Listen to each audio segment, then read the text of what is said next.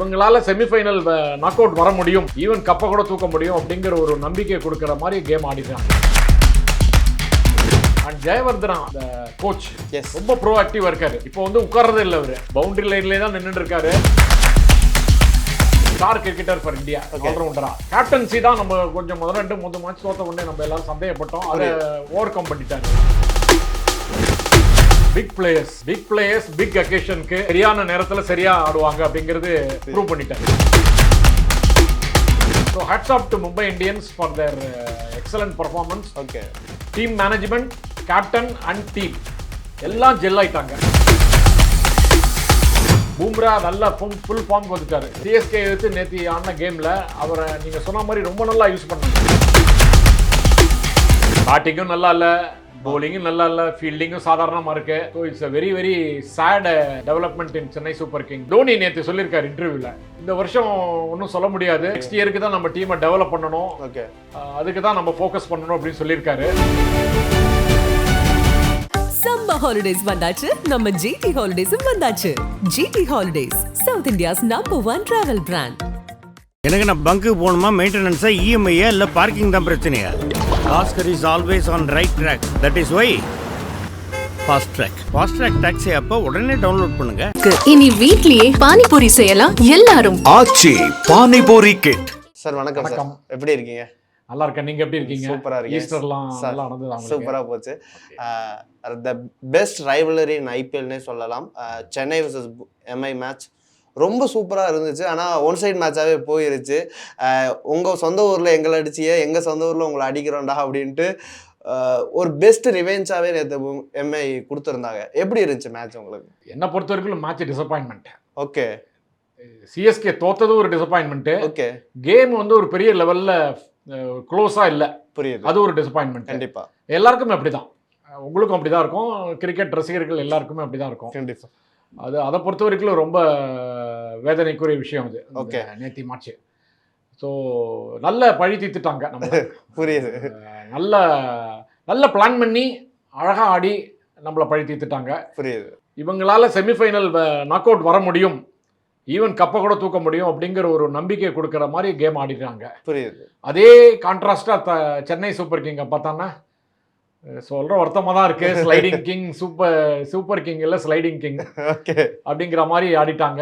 அது ரொம்ப கவலையாக இருக்குது. ரொம்ப அவங்களுடைய ஃப்யூச்சர், இந்த டோர்னமெண்ட்டை பொறுத்த வரைக்கும் அவங்களுடைய ஃப்யூச்சர் கேம்ஸுக்கும் எப்படி ஆடுவாங்கங்கிற ஒரு நம்பிக்கை துளி கூட இல்லாத மாதிரி ஆடிட்டாங்க. ஓகே சார், ஃபஸ்ட்டு கொஸ்டின் மும்பையிலேருந்து ஆரம்பிக்கலாம்னு நினைக்கிறேன். ஃபஸ்ட்டு அவங்க பிச்சில் இருந்தே வந்து ஆர்சிபி கூட அகேன்ஸ்ட் ஆடின பிச்சை தான் கொடுத்துருந்தாங்க. ஒரே ஒரு சேஞ்ச், அஸ்வினி குமார் ஆட வச்சாங்க. பட் இந்த பிளான் அவங்க ஃபர்ஸ்ட் ஓவர்லேருந்து அவங்க பிளான் பண்ணதாக இருக்கட்டும், பும்ராவை தூபேக்கு தான் வச்சுப்போம், தூபே அண்ட் தோனிக்காக பதுக்கி வச்சுருந்தாங்க. அவங்களோட பிளான்ஸ், ஒவ்வொரு பவுலர் வரும், ஒவ்வொரு பேட்ஸ்மேன் வரும், இந்த பவுலர் தான் போட வைப்போம் அப்படின்ட்டு ஒரு பக்கா பிளானோட வந்திருந்தாங்கல்ல. ஸோ ஹர்திக் பாண்டியா ஒரு கொஞ்சம் கொஞ்சமாக மும்பையை லீட் பண்ணுறதுக்கு மெச்சூரிட்டி ஆகுறாரா அப்படின்ற ஒரு கொஸ்டின் இல்லை. போன டிஸ்கஷனில் நம்ம பேசணும். எஸ், நம்பிக்கை ரொம்ப ஜாஸ்தியாக வந்துருத்து அவருக்கு. நல்லா நல்லா கேப்டன்சி பண்ணுறாரு. ஓகே, நல்ல கோ பிளேயர்ஸ்லேருந்து நல்ல சப்போர்ட் கிடைக்கிறது. பர்டிகுலர்லி சூரியகுமார் யாதவ், அவர் இந்தியன் கேப்டன். எஸ், சிஎஸ்கேக்கு கேப்டனா, இது மும்பை இந்தியன்ஸ்க்கு கேப்டனா இல்லாட்டாலும் இந்தியாவோட வந்து இந்தியாவுக்கு கேப்டன் ஆகி நிறைய வின் பண்ணியிருக்காரு ரீசெண்டாக. கண்டிப்பா அவர் கொடுக்குற ஒரு சப்போர்ட் வந்து ரொம்ப ரொம்ப வேல்யூபிள். ஓகே, அண்ட் ஜெயவர்தனா அந்த கோச் எஸ் ரொம்ப ப்ரோ ஆக்டிவா இருக்காரு. இப்போ வந்து உட்கார்றதே இல்லை, அவரு புரியுது, பவுண்டரி லைன்லேயே தான் நின்றுட்டு இருக்காரு. அவரும் க்ளோஸாக வாட்ச் பண்ணுறாங்க. பொல்லாடு எல்லாருமே அவங்க ஃபர்ஸ்ட் 3 மேட்ச் தோத்த உடனே அவங்களுக்கு வந்து கவலை வந்துடுது. புரியுது. ஸோ ரொம்ப இன்வால்வ் ஆகிட்டாங்க. டீமில் எல்லாரும் ஒருத்தருக்கு ஒருத்தர் பேசிக்கிறாங்க, நல்ல ஆக்டிவாக இருக்காங்க. அதனால் அது ஒரு பெரிய ஹெல்ப் அவருக்கு. அவரும் நல்லா இருறாரு இண்டிவிஜுவலாக. எல்லாம் அவருடைய பர்ஃபார்மன்ஸ் எல்லாமே நல்லா இருக்குது. ஜென்ரலாகவே குரூஷியல் டயத்தில் ரன் அடிக்கிறாரு. ஒரு 18, 20 அடித்தாலும் 5 பால்ல 6 பால்ல 7 பால்ல அப்படின்னு அடிச்சிருவார். 20, 25, 150, 200 ஸ்ட்ரைக் ரேட்டில் தான் ஆடுறாரு. குரூஷியல் விக்கெட்ஸ்லாம் எடுத்து கொடுக்குறாரு. ஸோ அதனால் அவரே நம்ம நிறைய பேசிட்டோம் அவரை பற்றி. ஆமாம், பாண்டியாவோட ஆஸ் அ கிரிக்கெட்டர் அவர் வந்து ரொம்ப இப்போ ஸ்டார் கிரிக்கெட்டர் ஃபார் இந்தியா, ஆல்ரவுண்டரா. ஓகே, கேப்டன்சி தான் நம்ம கொஞ்சம் முதல் 2-3 மேட்ச் தோத்த உடனே நம்ம எல்லாரும் சந்தேகப்பட்டோம். அதை ஓவர் கம் பண்ணிட்டாரு அவர். Okay, so hats off to Mumbai Indians for their excellent performance. Okay, team management, captain and team எல்லாம் ஜெல் ஆயிட்டாங்க. ஓகே. ஸோ இது வந்து ரொம்ப அவங்கள பொறுத்த வரைக்கும் ஒரு பெரிய விஷயம். நல்ல டோர்னமெண்ட் வின்னிங் ப்ராஸ்பெக்ட் டெஃபினட்டா இருக்கு அவங்களுக்கு. ஓகே சார், எம்ஐ ஃபர்ஸ்டே வந்து நம்ம சொன்ன மாதிரி இது சென்னைக்கு கொடுத்த அறிகுறியா இல்லை எல்லா 9 டீமுக்கு கொடுத்த அறிகுறியான்னு ஒரு கொஸ்டின் இருக்கு. நாங்கள் தாண்டா பேப்பரில் பெஸ்ட் டீமு, அதை காட்டுறோம் அப்படின்ட்டு. மும்பை எப்பயுமே அந்த ஸ்லோ ட்ராக்ல தான் வருவாங்க, ஃபர்ஸ்ட் தோத்துக்கிட்டே எடுத்து வருவாங்க. நேற்று நடந்த மேட்ச் ஒரு விக்கெட் இதில் 16வது ஓவரில் 177 ரன்னு கம்ஃபர்டபுளாக சேஸ் பண்ணாங்க. இது எல்லா டீமுக்கும் நாங்கள் இருக்கோம் அப்படின்னு கொடுக்குற ஒரு சிக்னல் மாதிரி இருந்துச்சு எனக்கு. உங்களுக்கு எப்படி இருந்துச்சு? ஆமா, நீங்க சொன்னது முற்றிலும் சரி. 2-3 மேட்ச் தாண்டி பார்த்தோன்னே எல்லாமே டாப் பர்ஃபார்மன்ஸ்லாம் இருக்கு. ஸோ அதான் நம்ம போன ப்ரோக்ராம்ல சொன்னோம், yes, Mumbai Indians looks dangerous team. First 4-5 பேட்ஸ்மேனை தாண்டி மேட்ச் இன்னும் எந்த மேட்சும் போகுமா அப்படிங்கிற ஒரு நிலைமைக்கு வந்துருது. இப்போ புரியுது. போலிங் பும்ரா நல்ல ஃபுல் ஃபார்முக்கு வந்துட்டாரு. எஸ், சிஎஸ்கே எடுத்து நேற்று ஆடின கேமில் அவரை நீங்கள் சொன்ன மாதிரி ரொம்ப நல்லா யூஸ் பண்ணாங்க. கரெக்ட். நேற்று பவர் பிளேயில் யூஸ் பண்ணவே இல்லை அவங்க. ஆமாம், ஃபஸ்ட்டு 6 ஓவரில் போடவே இல்லை அவங்க. அப்புறம் தான் அவங்க சொன்ன மாதிரி தோனிக்கு தூபேக்கு அவரை வந்து கொண்டு வரணும், இல்லைன்னா ஸ்லாக் ஓவர்ஸில் ரொம்ப கை மீறி போச்சுன்னா அவரை கொண்டு வரணும் அப்படிங்கிற ஒரு பிளான்லேயே ஆடி இருக்காங்க. புரியுது. அது அவங்களுக்கு நல்ல வெற்றியை கொடுத்துருது. ஓகே, அவங்களுக்கு எதிர்பார்த்த வெற்றியை கொடுத்துருது அந்த மாதிரி யூஸ் பண்ணுறது. நல்லா இப்போ எல்லா ஸ்பெல் ஆஃப் போலிங்கும் போடுறாரு. யார்கர் போடுறாரு, அண்டு ஸ்லோவர் ஒன்று நிறைய போடுறாரு. புரியுது. அண்டு பும்ராவுடைய இந்த ஃபார்ம் வந்து அது ஒன்று போகிறோம் உங்களுக்கு போலிங்கை பொறுத்த வரைக்கும். புரியுது. பட் மீதி போலர்ஸும் நல்லா போட்டுட்டு இருக்காங்க. எஸ். அண்டு சாண்ட்னர் நேற்று பாருங்க ஒரு ஸ்டம்பிங் விக்கெட் எடுத்தார். இது வேற ரொம்ப பிரமாதமான இது அந்த புது பையனை ஆயுஷ் மாத்திரை ரொம்ப நல்லா எடுத்தார். அவர் நல்ல ஃபார்மில் இருக்குச்சே, நல்லா அழகாக தூக்கி போட்டு அவரை வந்து டெம்ப் பண்ணி ஸ்டம்பிங் பண்ணி அவுட் ஆக்கிட்டாங்க. ஸோ எல்லாருமே நல்லா ஆடுறாங்க. இந்த டீம் வந்து ஒரு ரொம்ப ரொம்ப ரொம்ப கவனிக்க வேண்டிய டீமுங்கிறது எல்லாருக்கும் உணர்த்திட்டாங்க. சார் அதான் நான் சாண்ட்னரை பற்றி பேசியாங்கன்னு நினைக்கிறேன். ஏன்னா ஃபஸ்ட்டு ரொம்ப அவரோட எக்கனாமி எப்பயுமே வந்து அவர் அந்த 8-9 எக்கனாமியில் இருக்கிறவர். ஸ்டார்டிங் ஆஃப் ஐபிஎல் வந்து கொஞ்சம் எக்ஸ்பென்சிவாக போயிட்டு இருந்தார். அவரால் அவரோட பெஸ்ட்டை கொடுக்க முடியாதப்ப எல்லா பிளேயர்ஸும் ஸ்லோலி பவுலர்ஸ் எல்லாருமே, தீபக் சஹரா இருக்கட்டும், நேற்று 4 ஓவர் தொடர்ந்து போட்டுட்டாரு. ஸோ அவரோட ஸ்பெல்லாக இருக்கட்டும், போல்டு டெத் ஓவரில் ரொம்ப இம்ப்ரூவ்மெண்ட் காட்டியிருக்காரு. பவர் பிளேயில் அடி வாங்கினாலும் டெத் ஓவரில் நல்லா போட்டுக்கிட்டு இருக்காரு. பும்ரா பேக் அண்ட் அஸ்வினி குமாரும் நேற்று ஃபர்ஸ்ட் பாலே விக்கெட் எடுத்தார். பட் ஓகே, அவர் எக்ஸ்பென்சிவாக போனார். பட் எல்லா பேருமே ஸ்லோலி அவங்களோட ரிதம்க்கு வராங்கல்ல, இது எவ்வளோ பெரிய டேஞ்சரஸாக இருக்க போகுது? அதுதான் எல்லாரும் செட் ஆயிட்டாங்க. பேட்டிங், பவுலிங், ஃபீல்டிங் நெத்தி என்ன பிரமாதமான ஃபீல்டிங்கு. எத்தனை பவுண்டரி தடுத்து 2 ரன் தான் கொடுத்தாங்க. அண்டு கேட்ச் வந்து ஒரு பும்ரா ஒரு கேட்ச் விட்டது, அதுவும் ரொம்ப கஷ்டமான கேட்ச் தான். அண்ட் உடனே அவர் கேட்ச் விட்டு அடுத்த ஓவரே தூக்கிட்டாரு. அந்த அளவுக்கு ஒரு கேம்ல இன்வால்மெண்ட். நம்மள கேட்ச் விட்டுட்டோமே, இந்த பிளேயர் எங்க அடிச்சுட்டான்னு பெரிய ப்ராப்ளம் ஆயிடுமே அப்படின்ட்டு உடனே அடுத்த ஓவரு அவரு இதுக்கு என்ன அவர் கொண்டு வந்த மாதிரி கொண்டு வந்து விக்கெட் எடுத்துட்டாங்க. ஸோ எல்லாம் நல்லா போயிட்டு இருக்கு அவங்களுக்கு. மும்பை இந்தியன்ஸை பொறுத்த வரைக்கும் எதுவுமே ஒரு வீக்னஸே இல்லாத டீம் மாதிரி தான் இருக்கு. ஓகே, அது ஃபார்மை மெயின்டைன் பண்ணாங்கன்னா தே ஆர் டாப் ஃபேவரட். அதில் ஒன்றும் டவுட்டே இல்லை. ஓகே சார், அடுத்து பேட்டிங் பற்றி பேசணும். இந்த Rohit Sharma is back. Slowly ஒரு மாதிரி ஃபார்முக்கு வர மாதிரி காட்டினாரு. ஆனால் நேற்று வந்து ஒரு அன்னெசரி ஷாட் எதுவுமே ஆடலை. நான் எப்பயும் வந்து இறங்கி அடிப்பார், இறங்கி சுற்றுவார், அப்படி ஆடாமல் இந்த மேட்சை நான் முடிச்சு கொடுக்குறேன் அப்படின்னு ஆடின மாதிரி இருந்துச்சு. சூப்பராக ஆடி இருந்தார். ஸ்பின்னை அவர் அட்டாக் பண்ண விதமாக இருக்கட்டும், எல்லாருக்கும் ரெஸ்பெக்டும் கொடுத்தாரு. நல்ல பாலுக்கு ரெஸ்பெக்ட் கொடுத்தாரு. அதே அவர் ஸ்லாட்டில் இருக்கும்போது அடித்தார். அதே மாதிரி ஸ்கை ஸ்வீப் அடிச்சே 100 வந்து வெளுத்து கட்டிட்டாரு. ஸோ அவங்க 2 பேரோட பேட்டிங் எப்படி இருந்துச்சு சார்? ரோஹித் சர்மா இப்போ பாருங்க, பிக் பிளேயர்ஸ், எஸ், பிக் அக்கேஷனுக்கு சரியான நேரத்தில் சரியா ஆடுவாங்க அப்படிங்கிறது ப்ரூவ் பண்ணிட்டாரு ரோஹித் சர்மா. நேத்திய ஒரு சண்டே கேம்ல 2 பிளேயர்ஸ் அதே மாதிரி விராட் கோலி அதை பத்தி நம்ம பேச வேண்டாம், அந்த மேட்சை பத்தி நம்ம பேசல. ஸோ ரோஹித் சர்மா வந்து போன கேமியோ இன்னிங்ஸை பத்தி நம்ம பேசணும் நம்ம டிஸ்கஷன்ல. ஒரு ஷார்ட் கேமியோ இன்னிங்ஸ், பட் அவர் வந்து ஃபார்முக்கு வர மாதிரி இருக்காரு அப்படிங்கிற மாதிரி பேசணும், வந்துட்டாரு. ஸோ பிரமாதமாக ஆடினாரு. அந்த நீங்கள் சொன்ன மாதிரி நல்லா சொல்லிட்டீங்க. நீங்கள் எந்த பாலை விட்டு ஆடணுமோ, சும்மா ஏறி எல்லா பாலையும் அடிக்கிறது அது மாதிரி இல்லாமல் மொதல் 2-3 ஓவர் அவர் ஆட விட்டதுக்கு அப்புறமே தெரிஞ்சிடுச்சு அவர் இன்னைக்கு தான் அவருடைய கேம் தான் அப்படின்னு. அது மாதிரி ஆடிட்டாரு. ரொம்ப ரொம்ப நல்லா ஆடினார். கடைசி வரைக்கும் இருந்து மேட்சை ஜெயிச்சு கொடுத்தது அவங்களுக்கு பெரிய ப்ளஸ் பாயிண்ட் அது. ஸோ ஒரு சூரியகுமார் யாதவ், அதுவும் அந்த ஸ்பின்னரை வந்து ஸ்வீப் பண்ணி அவரை கம்ப்ளீட்லி டேமேஜ் பண்ணிட்டாரு. சென்னை சூப்பர் கிங் ஃபீல்டிங்கும் நேற்று அகைன் சுமார் தான், எஸ் இன்னும் பிரமாதமாக இல்லை. 2 சிக்ஸர் போகிற பாலை சிக்ஸரை அந்த அந்த மாயிஷ் மாத்திரே ஒரு நல்ல கேட்சை பிடிச்சாரு. இன்னொரு கேட்சை வந்து பிடிச்சு அவரால் சிக்ஸர் கண்ட்ரோல் பண்ண அவரால் வந்து ரிலீஸ் பண்ணாரு, அது சிக்ஸரை தடுத்தாரு.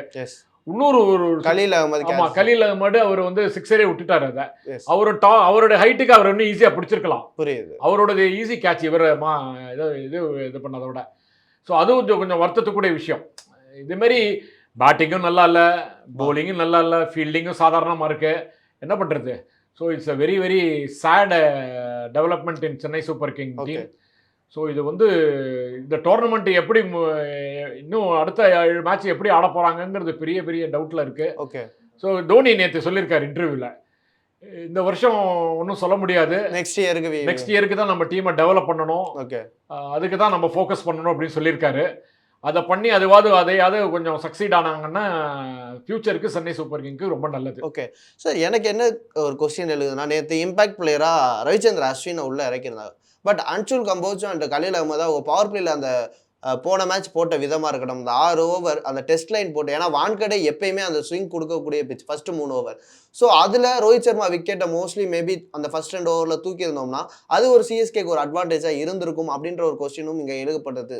ஏன் இம்பாக்ட் பிளேயராக அஸ்வினா இறக்குனாங்க அப்படின்ற ஒரு கொஸ்டின் எழுதுது. சிஎஸ்கே ஓகே யங்கர் பிளேயர்ஸ்க்கு வாய்ப்பு கொடுக்குறாங்க அப்படின்ற போது இன்னும் அவங்களோட அந்த பிளேயிங் 11 செட் ஆகலையோ, இன்னும் அவங்க வந்து யாரை இறக்கணும், யாரை ஆட வைக்கக்கூடாது. ஏன்னா விஜய் சங்கர் நேற்று பேட்டிங்கும் ஆடலை, பவுலிங்கும் போடலை, ஃபீல்டிங்காக மட்டும் ஒரு பிளேயரை 11ல் வைக்கலாமா அப்படின்ற ஒரு கொஸ்டினும் எழுதுதில்ல. ஸோ என்ன சிஎஸ்கே தொடர்ந்து ஒரு தவறு போய்கிட்டே இருக்கு? இல்லை, நீங்கள் சொல்கிறது கரெக்டு. சென்னை ஃபஸ்ட்டு காம்போஜை வந்து 11லேருந்து ட்ராப் பண்ணதே பெரிய தப்பான விஷயம். புரியுது, நம்ம போசிருந்தோம் வின்னிங் காம்பினேஷனை அப்செட் பண்ண வேண்டாம், ஒரே ஒரு ராகுல் திரிபாதி இல்லை விஜய் சங்கருக்கு பதிலாக ஒரு பேட்ஸ்மேன் வேணா கொண்டு வரலாம் அப்படின்னு தான் நம்மளும் பேசியிருந்தோம் டிஸ்கஷனில். இந்த கஸ்டன் ரீசன் மாதிரியான இதுக்கு இவங்க வந்து கரெக்டாக அந்த காம்போஜை வந்து டிஸ்டர்ப் பண்ணிட்டாங்க. நல்லா போட்டிருந்தாரு, பவர் பிளேயர் நல்லா போன பர்ஃபார்மன்ஸ் ரொம்ப நல்லா இருந்தது. ஆனால் காம்போஜை இம்பாக்ட் பிளேயரில் கொண்டு வரலான்னு தான் வச்சுருந்துருக்காங்கன்னு ஒரு பிளான் இருந்திருக்கு எனக்கு ஒரு ஃபீலிங். ஆமாம், லாஸ்ட் மினிட் அது அஸ்வினுக்கு இம்பாக்ட் பிளேயராக இது பண்ணிட்டாங்க. ஏன்னா அஸ்வினோட எக்ஸ்பீரியன்ஸு ஒரு பவர் பிளேயில் யூஸ் பண்ணி ஒரு 2 விக்கெட் எடுக்கலாம் அப்படிங்கிற ஒரு பிளானில் ஆடி இருக்கலாம் அப்படின்னு தோன்றது.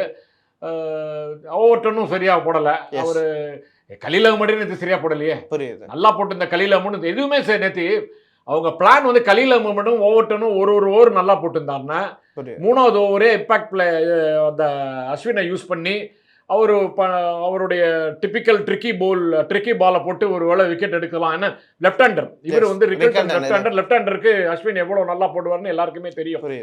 அது ஒன்று ரோஹித் சர்மாவே ஃபஸ்ட்டு ஸ்டார்ட்டில் வந்து ஸ்பின்னர் நல்லா ஆடக்கூடிய கிரிக்கெட்டர் இல்லை, அதனால அவரையும் தூக்கலாம். அவர் இன்ஃபேக்ட் இப்போ அஸ்வினை வந்து 3வது ஓவர் கொண்டு வந்துட்டு அவர் சக்சீட் ஆயிருந்தாலும் இன்னொரு ஸ்பின்னரையும் 4வது ஓவரே கொண்டு வந்திருப்பாங்க. அதே மாதிரி தான் பிளான்ல இறங்கியிருப்பாங்க.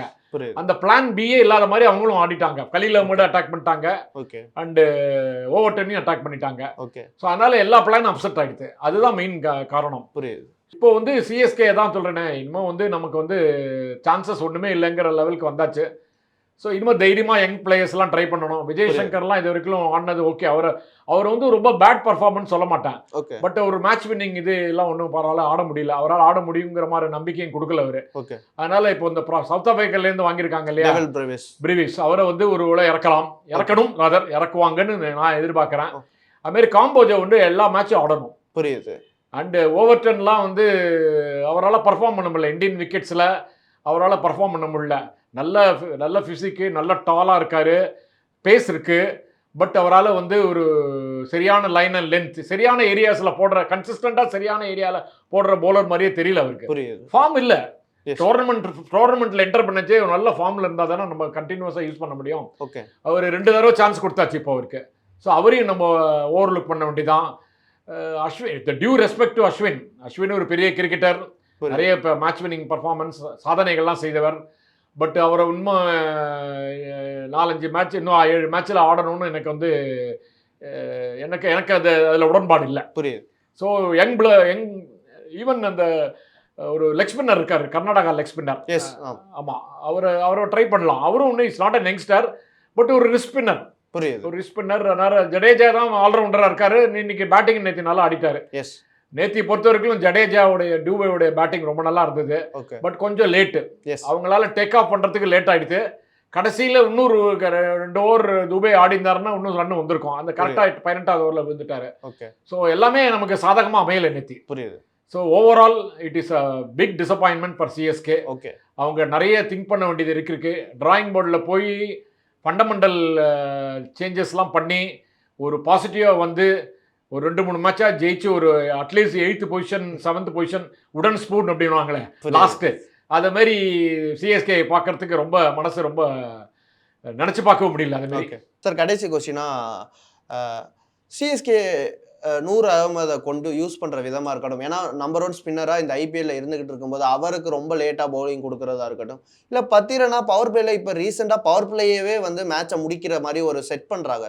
ஸோ அந்த இடத்துல பத்திரனாக்கு ஒரு ஓவர் பவர் பிளேலேயே கொடுத்தா நல்லாயிருக்கு. ஏன்னா நேற்று மேட்ச் ஆல்மோஸ்ட் முடிஞ்ச பிறகு தான் அவரை கொண்டே வந்தாங்க பவுலிங் போடுறதுக்கு. அது ஒரு இதாக இருக்குது. இன்னொரு கொஸ்டின் வந்து என்னென்னா, டெவன் கான்வேயாக இருக்கட்டும், ஒரு ரச்சின் ரவீந்திரா இருக்கட்டும், ஒரு 6 கோடிக்கு இன்வெஸ்ட் பண்ணி 2 பேருமே தொடர்ந்து ஃபெயிலியர் கொடுத்துக்கிட்டு இருக்கும்போது பிரேவிஸ் மாதிரியான பிளேயரை வந்து ஏன்னா நேற்று ஆயுஷ் மித்ரே ஒரு ப்ராமிஸ் காட்டினாரு, சைக் ரசித்தும் நல்லா ஆடுறாரு. அப்படி இருக்கும்போது அவரை பிரேவிஸை வந்து ஓப்பனிங் ஆர் 1-1 ஆட வைக்கும்போது அவர் எல்லா வகையான ஷாட்டும் அடிக்கக்கூடியவர், ஒரு 360 பிளேயராக இருந்துகிட்டு இருக்காரு. ஸோ இது மாதிரி ஒரு சேஞ்ச் கொண்டு வந்தால் அடுத்த வர 7 மேட்சுக்கு ஒரு 6 மேட்சுக்கு நல்லா இருக்குமா சிஎஸ்கே டீம்? இல்லை, நீங்கள் நம்ம இதுக்கு முன்னாடி சொன்ன பாயிண்ட் தான் அது. அவர் பிரேவிஸை கொண்டே வந்தானோ புரியுது. ஸோ ஒரு பேட்டிங்கில் வந்து ஒரு ஹார்ட் அட்டெம்ப்ட் பண்ணுற ஒரு யங் பேட்ஸ்மேன் வேணும். புரியுது. ஸோ விஜய் சங்கர் நம்ம ரீப்ளேஸ் பண்ணி அவரை தான் கொண்டு வந்தானோ, பிரேவிஸ் தான் கொண்டு வந்தானோ. அண்டு இவரை கூட ரவீந்திரா கூட ஒரு மேட்ச் 2 மேட்ச் ரெஸ்ட் கொடுத்துட்டு திருப்பி கொண்டு வந்தால் நல்லா ஆடுவாரோன்னு எனக்கு ஒரு ஃபீலிங். அவரால் 2 மேட்சாக சரியாக ஆட முடியல. புரியுது. அவர் ஆடச்சே கூட ரொம்ப அக்ரெசிவ் ஆடுறதில்லை அவரால். இது வரைக்கும் ஒரு 6 அடித்த மாதிரி நான் பார்க்கல. புரியுது. இது ஒரு பவர் பிளேயில் ஒரு 6 அடிக்கல அவர் எதுவுமே. ஸோ 4 அடிச்சார். போன மேட்ச் நல்லா ஆடினாரு, அதுக்கு முந்தின மேட்ச் சரியா இல்லை, இன்னைக்கு நேற்று மேட்சும் சரியா இல்லை. புரியுது. ஸோ அவருக்கு ஒரு பிரேக் கொடுத்தா அவருக்கும் நல்லது, டீமுக்கும் நல்லது. ஓகே அப்படி மாதிரி தான், அதே மாதிரி தான் அந்த ஆங்கிளில் தான் நான் பார்க்கணும்.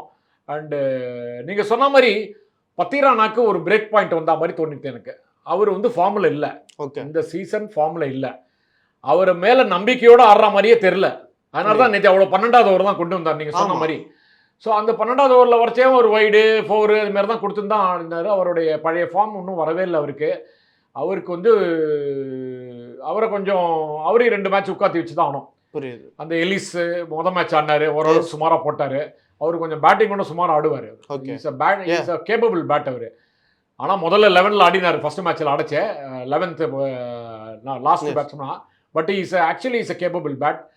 வேறு வழி கிடையாது நமக்கு. டீம் வந்து காம்போஜ் அண்டு கலீல் அஹ்மத் ஓரளவுக்கு டுகெதர் பவர் பிளேயில் நல்லா போடுறாங்க, செட் ஆகிறாங்க. நூர் அகமது அண்டு ரவீந்திர ஜடேஜா ஓரளவுக்கு நல்லா பவுலிங் போடுறாங்க. ஸோ இந்த ஸ்பின்னர் அஸ்வினை யூஸ் பண்ணச்சேவும் 3rd சீமர் யூஸ் பண்ணச்சேவும் தான் நமக்கு ப்ராப்ளம்.